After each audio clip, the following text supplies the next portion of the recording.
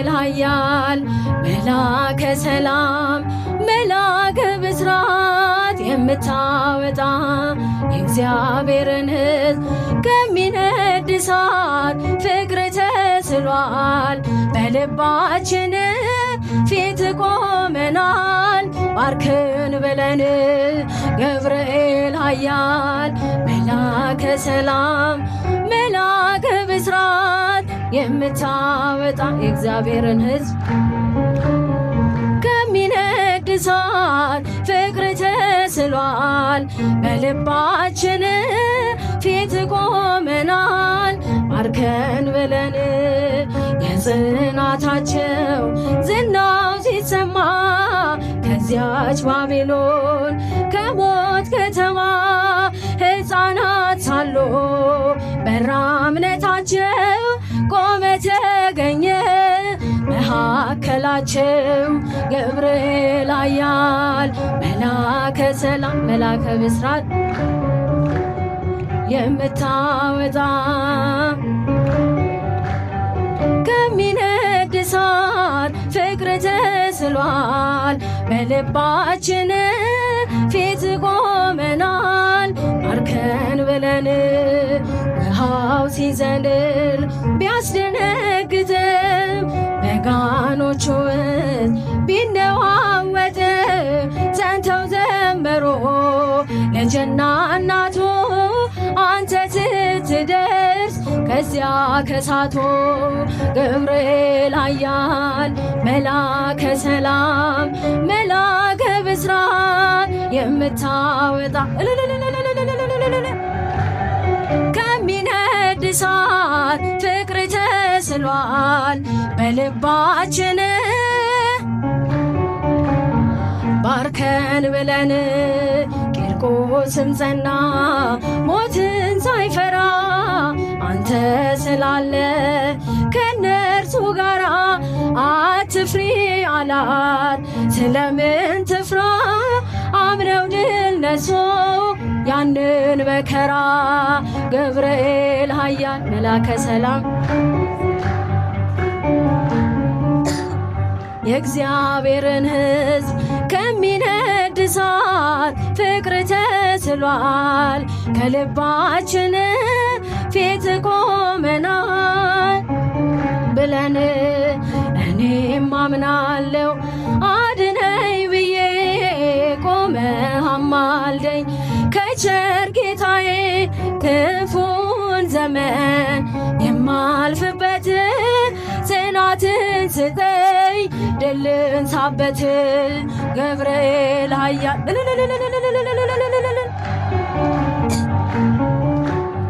የእግዚአብሔርን ሕዝብ ከሚነድ እሳት ፍቅር ተስሏል በልባችን ፊት ቆመናል ባርከን ብለን ገብርኤል ኃያል መላከ ሰላም መላከ ብስራት የምታወጣ ከሚነድ እሳት ፍቅር ተስሏል በልባችን ፊት ቆመናል ባርከን ብለን የሚለው ትርጉሙ በሁለት መልኩ ማየት ይቻላል። የሥጋና የነፍስ ብለን ለሁለት መክፈል እንችላለን። ሸክም የሥጋ ሸክም እንደምታውቁት አንድ ሰው የጤፍ ወይም ደግሞ ኩንታል ተሸክሞ ለረጅም ጊዜ በራሱ ላይ ቢያቆይ ወይ ወገቡ ይጎብጣል ወይ በሽተኛ ነው የሚሆነው። ልክ እንደዛው በሸክም የተመሰለ ኃጢአት በእኛም ላይ ከቆየ እንጎብጣለን በነፍሳችን።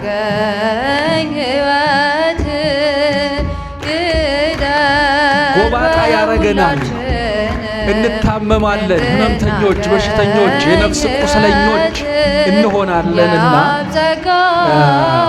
ይሄንን ሸክም እስቲ እንደ ጥያቄ ላንሳ። ይሄ ሸክም የሚባለው ነገር እንግዲህ ሸክም ኃጢአታችንን መሸከም የሚለውን የሰውን ኃጢአት ዛሬ የራሱን ኃጢአት የሚሸከም ዛሬ ማን ነው? የሰውንስ የወንድሙንስ ኃጢአት የሚሸከም አለ ወይ የሚሉ ጥያቄዎች፣ ሁለት ጥያቄዎችን እናነሳለን። ጥያቄው ምንድን ነው? የኃጢአታችን የሰራነው በገዛ እጃችን ነፍሳችን የሰራናትን ኃጢአት በሰው ሳናሳብብ ራሳችን ተሸክመናት በግልጽ ንስሐ እንገባባታለን ወይስ እከሌ ነው እንደዚህ ያደረገብኝ እንላለን የሚለውን ጥያቄ ነው። እና የሌሎችንስ የወንድሞችን ኃጢአት ለመሸከምስ ትከሻዋለን የሚል ነው። በእርግጥ አሁን የሀብታሞችንና የባለስልጣናቶችን ኃጢአት ድሆቹ ይሸከሙታል። እየሰማችሁ ነው? ድሃው ለምንድን ነው የሚሸከመው ቢሉ አማራጭ የለው። ያሱ ወይ በገንዘብ ወይ በስልጣናቸው ያስፈራሩታልና አማራጭ ስለሌለው ይሸከምላቸዋል። የድሃውን ግን ያው ራሱ ይሸከመዋል። ስለዚህ ይሄ ኃጢአት የሚባለው ነገር በመሰረታዊ ደረጃው ምንድን ነው? ኃጢአት የሚለው ኃጢአት ማለት እግዚአብሔርን መቃወም ማለት ነው። ቸርነቱንም መርሳት ማለት ነው። በቃል ቃሉንም ማቃለል ማለት ነው። ይሄ ብቻ አይደለም። ኃጢአት ስህተት ነው፣ ክፋት ነው፣ ሕግን መተላለፍ ነው፣ አመፃ ነው። ቅዱስ ዮሐንስ በመልእክቱ ምን አለ መሰላችሁ? አመፃ መሆኑን ሲገልጥ ኃጢአትን የሚያደርግ ሁሉ አመፅን ያደርጋል ይላል። ኃጢአት አመፅ ነውና፣ ኃጢአት ምንድን ነው? በማን ላይ ነው የምናመፀው? በእግዚአብሔር ላይ፣ በራሳችን ላይ። ኃጢአት በጎ ነገርን አውቆ አለመስራት፣ ኃጢአት በእምነት አለመኖር ነው። ኃጢአት ኃጥአ ከሚባለው የግዕዝ ግስ የመጣ ነው። አጣ ማለት ምን ማለት ነው? ማጣት፣ አጣ ይላል። ኃጥአ አጣ ምንድን ነው ያጣው? እንግሊዘኛው ምንድን ነው የሚለው? ሚስ ዘ ስታንደርድ ይላል፣ ወይም ደግሞ ደማር። ምኑን ማጣት ነው? የተሰጠውን ልኬት፣ ትእዛዝ መውጣት መጣስ ማለት ነው ማለት ነው። ይሄ እንግዲህ ምንን ያስመለክተናል ማለት ነው? የእግዚአብሔር ሕግ አለ። እሱ ምንድን ነው? ስታንዳርድ ነው፣ መሰረት ነው፣ ሕግ ነው። እሱን መጣስ፣ አለመፈጸም፣ አለመጠቅበር ልንለው እንችላለን፣ ቃል በቃል ስንፈታው ማለት ነው። ስለዚህ ይሄ ደግሞ ይሄንን ኃጢአት ስናደርግ ምን እንሆናለን? በነፍሳችን እንሞታለን። ወደ ሞት የሚያመራ ነው። የነፍስን በሽታ ያመጣል። ቅዱስ አግናጤዎስ ከ35 ዓመተ ምህረት እስከ 108 ዓመተ ምህረት የነበረ ሰማዕት፣ የአንጾኪያው ሊቅ ሰማዕት እንዲህ ይላል። ክርስቶስን በገለጸበት ድርሰቱ ላይ እንዲህ ይላል። በጠላት በዲያብሎስ የተበከለውን የሰው ልጅ ተፈጥሮ ለመፈወስ የመጣ ባለመድኃኒት ይላል። እስቲ ከኔ ጋር በሉት። በጠላት በዲያብሎስ የተበከለውን የሰው ልጅ ተፈጥሮ ለመፈወስ የመጣ ባለመድኃኒት ሐኪም ነው። ማነው እሱ? ክርስቶስ። አዳም ሕጉን ጣሰ፣ ተላለፈ፣ በሽታ አመጣ። ሐኪም ሆኖ ክርስቶስ ተገለጠ ይላል ቅዱስ አትናቴዎስ የእስክንድርያው በ4ኛው መቶ ክፍለ ዘመን በ3ኛው መቶ ክፍለ ዘመንና መጨረሻና በ4ኛው መቶ ክፍለ ዘመን የነበረ ታላቁ አባት ስለ ሰው መሆን የሚባለው ድርሰቱ ላይ ወይም ደግሞ ኢንካርኔሽን ይባላል በእንግሊዝኛው፣ ኃጢአት ወደ ዓለም አለመኖርን፣ ህልውና ማጣትንና ጥፋትን፣ ሙስናን እንዳስገባ ይናገራል። አለመኖርን ነው።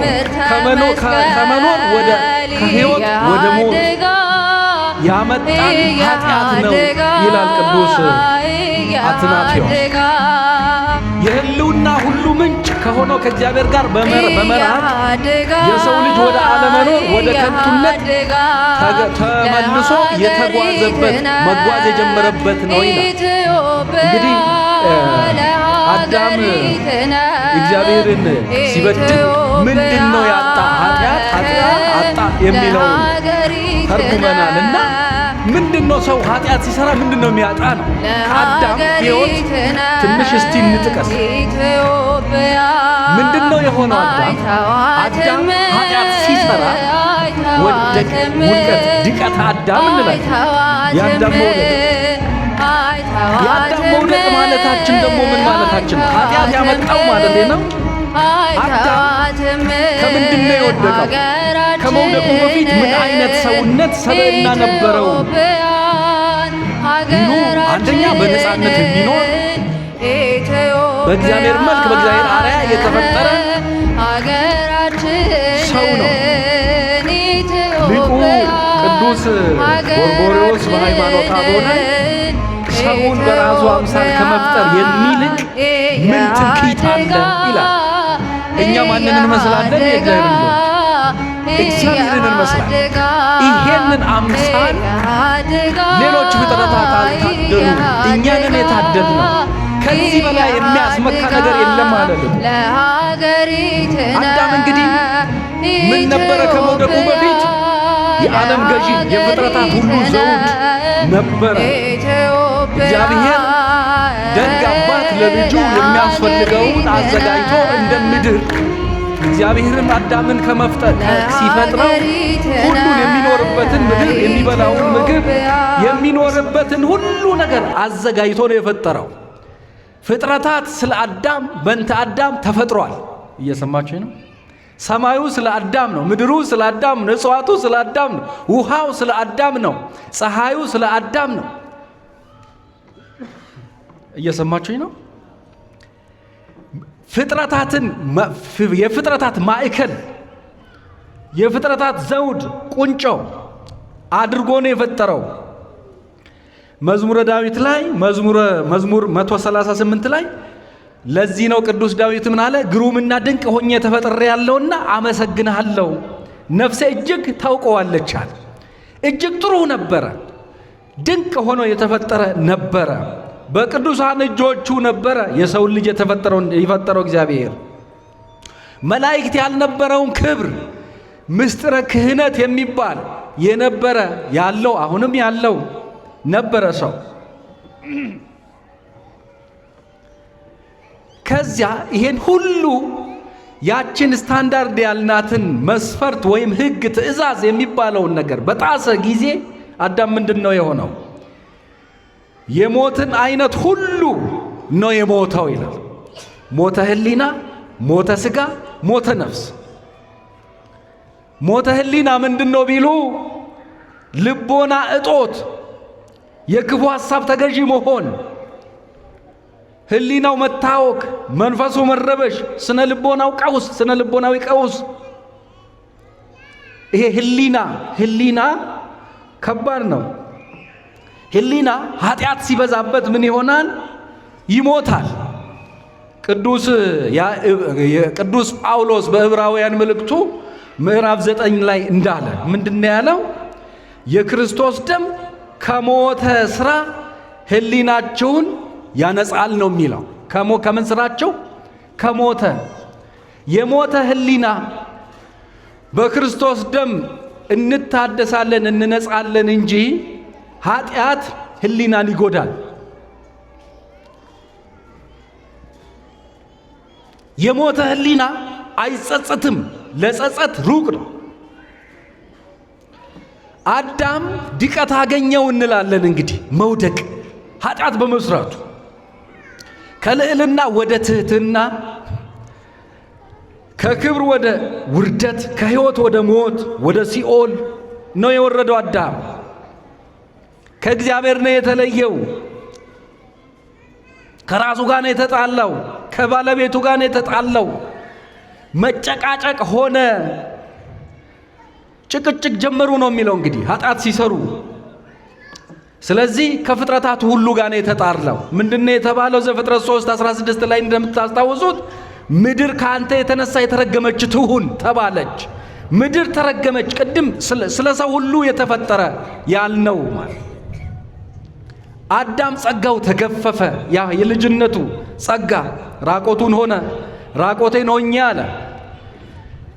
ስለዚህ ተፋፈሩ ይላል። ጸጋቸው ስለተገፈፈ ኃይልን አጡ። ፍቃደ ሥጋ ለፍቃደ ሥጋ ፍቃደ ነፍሳቸውን ለፍቃደ ሥጋ ለፍቃደ ሥጋቸውን ለፍቃደ ነፍሳቸው ማስገዛት አቃታቸው። እንደ እንስሳ ሆኑ አዳምና ሔዋን። ለገነት ደግሞ እንግዳ ሆኑ ይላል። ባለ ርስት የነበሩ እንደገና እንግዳ ሆኑ ይላል። ሕይወታቸው ጎሰቆለ። ባለ ዕዳ ሆኑ። ዕዳው ምንድነው? ሞት የሚባለውን በራሳቸው ላይ አመጡ።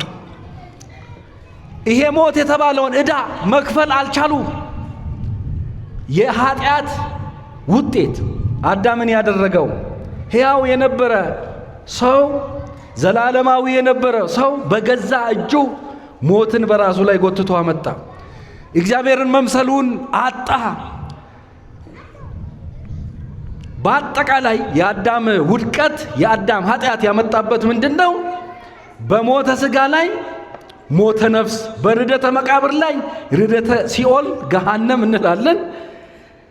ይሄንን አባቶቻችን ምልአተ ኃጢአት ይሉታል ማለት ነው። ምልአተ ኃጢአት ወይም ደግሞ እንግዲህ በሌላ ቋንቋ የመጀመሪያው ኃጢአት እንደሚባለው የአዳም በደል። የእግዚአብሔር ቤተሰቦች ኃጢአት የሚባለው አጣ የሚባለው አዳም እንግዲህ እነዚህን ሁሉ ነገር ነው ያጣው ነው።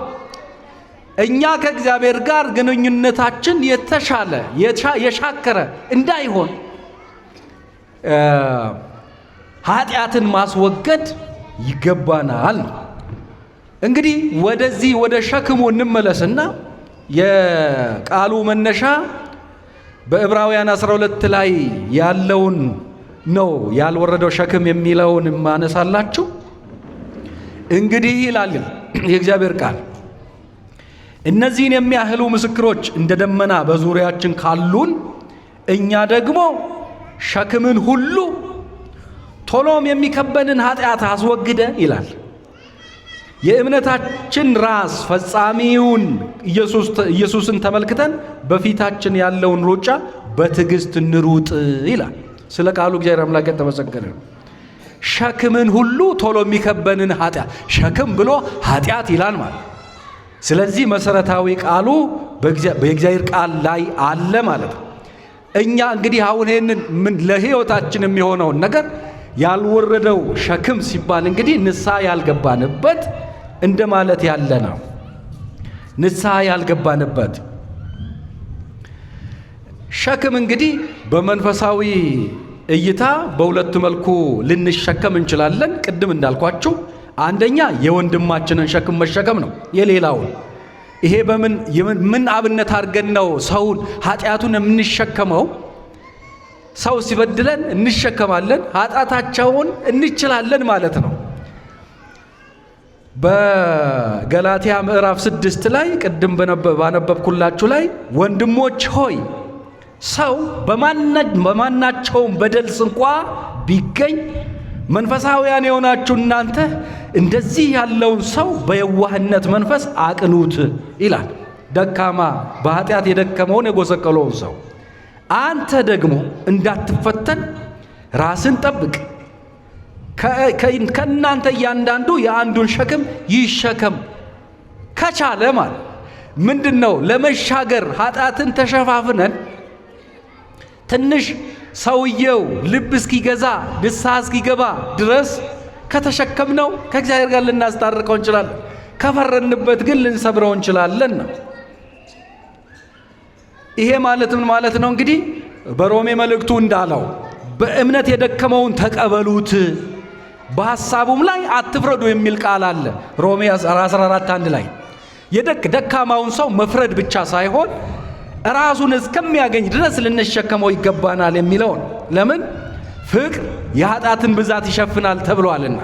ስለ ፍቅር ብለን ነው የሰውን ኃጢአትን የምንሸከመው። ኃጢአት መሸከም ጥሩ ነው እያልኳቸው አይደለም። ሰዎቹ ልብ ገዝተው ንስሐ እስኪገቡ ድረስ የሚሰሩት ነገር እስኪታወቃቸው ድረስ የበጎ የሆንን በእምነት የጠነከርን ሰዎች ልንሸከማቸው ይገባናል። ሌላው የራሳችን ኃጢአት መሸከም ነው። በሰው ሳናሳብብ ሳናሸክም የራስን ኃጢአት መሸከምን ነው። ገላትያ 6:5 ላይ የራስን ኃጢአት እያንዳንዱ ገዛ ራሱን ሸክም ይሸከም፣ እያንዳንዱ የገዛ ራሱን ሸክም ይሸከማል ተብሎ እንደተጻፈ ማለት ነው። እንግዲህ ዛሬ ይሄ ሸክም ኃጢአት የሚባለው በሁላችንም ላይ አለ። ለምን? ሁሉም ኃጢአት ሰርተዋል ተብሎ እንደተጻፈ ማለት ነው። የእግዚአብሔር ክብር ይጎለናል፣ የእግዚአብሔር ጸጋ ጎሎናል። አንድስ እንኳ ጻድቅ የለም ነው ያለው ሮሜ 3:12 ላይ። አንድስ ጻድቅ የለም፣ አንድስ እንኳን አስተዋይ የለም፣ እግዚአብሔርን የሚፈልግ የለም፣ ሁሉም ተሳስተዋል፣ በአንድነትም የማይጠቅሙ ሆነዋል ይላል። እንደው የምንጠቅም ዜጎች እግዚአብሔር ያድርገን እና ኃጢአት መምጫው አይታወቅም። ሲጥለን ገዝግዞ ሲጥለን ነው የምናውቀው። ኃጢአት እንዴት ስር እንደሚሰድ አንድ ዮሐንስ ኪላማኮስ የሚባል አባት የምስራቅ ኦርቶዶክስ አባት የመሰላል ትምህርት በሚባለው መጽሐፉ ድርሰቱ ላይ ምን ይላል? ሰዎች ወደ ኃጢአት እንዴት እንደሚገቡ ደረጃዎችን ይናገራል።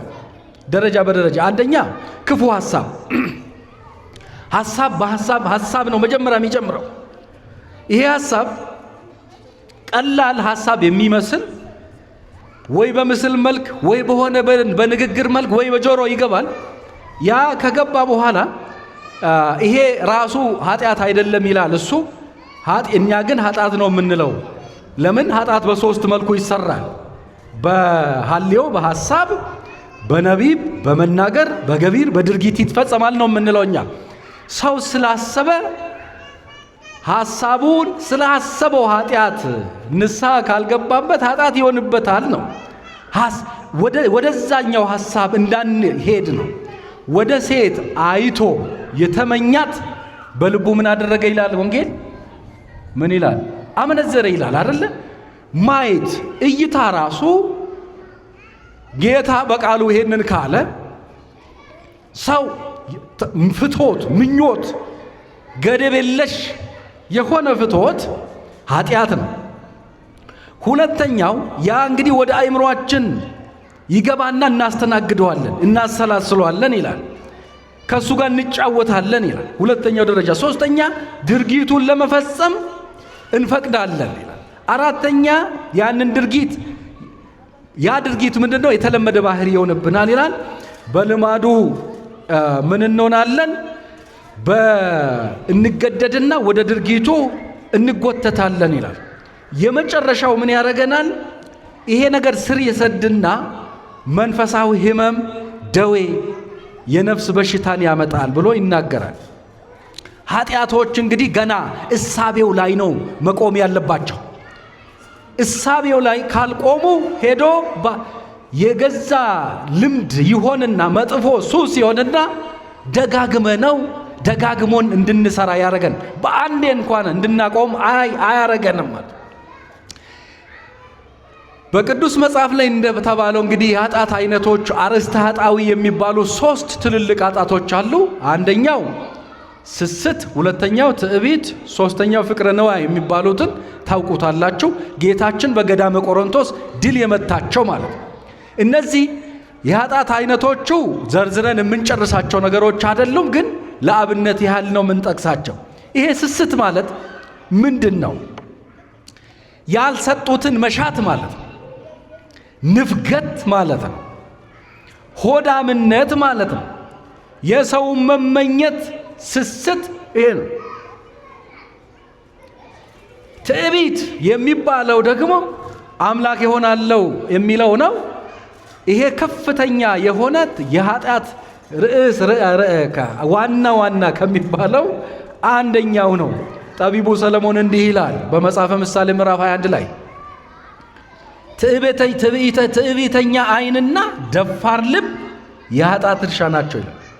እስቲ ከኔ ጋር በሉ ትዕቢተኛ ዓይንና ተኛችሁ እንዴ? ትዕቢተኛ ዓይንና ደፋር ልብ የኃጢአት እርሻ ናቸው። ከዚህ እግዚአብሔር ይሰውረን። ትዕቢተኛ ሰው ቀደም የሚል ሰው የሰይጣን መናኸሪያ ሆነዋል ማለት ነው። ስለዚህ ትዕቢት ማስወገድ አለብን። ትዕትናን መልበስ አለብን። ቅዱስ ጴጥሮስ በአንደኛ መልእክቱ ምዕራፍ 5:5 ላይ እንዳለው ጎበዞች ሆይ ትዕትናን እንደ ልብስ ታጠቁ፣ እግዚአብሔር ትዕቢተኞችን ይቃወማልና ለትሑታን ግን ጸጋን ይሰጣል። ትዕቢተኛ እግዚአብሔር አይወድም። ትዕቢት አጋንንት ሳጥናኤል የሚባል ከዙፋኑ ያወረደው የጣለው ነው። ትዕቢተኛ መሆን አይገባም። ፍቅረ ነዋይ እንደምታውቁት ጠቀስ አድርገን እንደምናልፈው ገንዘብ መውደድ ነው። ገንዘብ መውደድ ደግሞ የክፋት ሁሉ ስር ምንጭ ይለዋል። ዛሬ ዓለማችን ወንድም ወንድሙን እየተገዳደለ ያለው በስመ ነፃነት ነፃ አወጣሃለሁ አወጣሻለሁ የሚባለው ነገር በጀርባው ገንዘብ ነው። እየሰማችሁኝ ነው? ምንም ነገር የለም፣ ገንዘብ ነው። ገንዘብ ለማግኘት ብቻ ነው። እነ ውሸት፣ እነ ስርቆት፣ እነ ዘረኝነት፣ እነ መግደል፣ እንግዲህ ሌሎቹን ኃጢአቶችን ዘርዝረን የማንጨርሳቸው ብዙ አሉ። እንግዲህ የኃጢአት አይነቶች ጽንስ ማስወረድ ወይም ደግሞ ይሄ አሁን ደግሞ ወደ አደጉት ሀገራት የሚባሉ የሚሰሩት ይሄ ጾታ መቀየር፣ ወንዱ እኔ ወንድ መሆን አልፈልግም ሴት መሆን ነው የምፈልገው የሚል እኛ ሀገር እንኳን አልደረሰም። እንግዲህ ወደ ዳቦ የኛ ጥያቄ ዳቦ ስለሆነ ጾታ ለመቀየር እኛ አልዳዳንም። አሁን እግዚአብሔር ያርቅልን ይሄን። ሰው ተፈጥሮን መቀየር የሚፈልጉ ሰዎች ሴትነታቸውን ወንድነታቸውን የማይወዱ ሰው ተፈጥረዋል። አደጉ ከሚባሉት ላይ ኃጢአት እንግዲህ እስከዚህ ድረስ ኃጢአት እንግዲህ እችኛዋ እኛ ጋር ስላልደረሰች ነው። ሌሎች በጣም ለጆሮ የሚሰቅቁ ኃጢአቶች አሉ። እንተዋቸው። አሁን እኛ የምንፈልገው ምንድን ነው? ይሄ ሸክም ይውረድ ነው ዓላማው። የትምህርቱ ዓላማ ይሄ ሸክም አይጠቅመንም ነው። አበው በአቡነ ዘበሰማያት በሚባለው ጸሎት ላይ ሲተረጉሙ አቡነ ዘበሰማያት ኃጢአታችን ይቅር ሀበሳነ ወገጋዬነ ይሉታል። ይሄንን ኃጢአትን ሁለት አድርገው ጌጋይ ብለው የዕለት አሁናዊ ያልቆየ ይሉታል። ሀበሳ የሚለውን ደግሞ የቆየ ንስሐ ያልገባንበት እሱ የቆየ የሚጎዳ የከፋ የከረፋ እንደሆነ ይናገሩታል። እና ቅዱስ ዳዊት እንደተናገረ የቀደመው በደላችንን አታስብብን። የቀደመ የቆየ የቀረመ ከከረመው ኃጢአት ጋር የምንኖር አንድ ሁለት አይደለንም። እየፈራን ንስሐ ላለመግባት እየፈራን ንስሐ አባታችንን እኮ ነው የምንፈራው።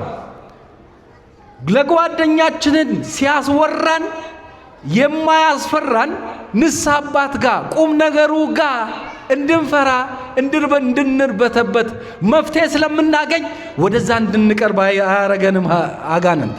የእግዚአብሔር ቤተሰቦች ይሄ ሸክም ካልወረደ እንደ አዳም እንሞታለን። ሞት የእግዚአብሔር ቁጣ መዓት ይነድብናል። ኢትዮጵያ ምድር ላይ ሀገረ እግዚአብሔር የተባለች ኢትዮጵያ እሳት እየነደደባት ነው። ዋሽቻለሁ። እሳት እየነደደብን የጋገርነውን እንጀራ መብላት አልቻልንም። በተማርነው መስራት አልቻልንም። ወጥተን መግባት አልቻልንም። ቤተሰቦቻችን መጠያየቅ አልቻልንም።